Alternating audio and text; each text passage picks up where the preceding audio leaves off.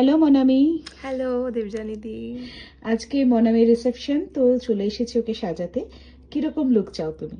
তুমি যেরকম পছন্দ করবে, যেরকম আমাকে মানাবে, পুরোপুরি তোমার উপর ছাড়লাম। থ্যাংক ইউ এতটা ট্রাস্ট করার জন্য। দেখি কি ওয়েলকাম। ক্রিয়েট করতে পারি তোমার উপর। Thank you.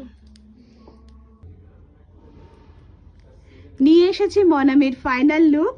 আজকে মনামি আমার রিসেপশন ব্রাইড, 23 জানুয়ারি। তো কিরকম লাগলো মনামি তোমার?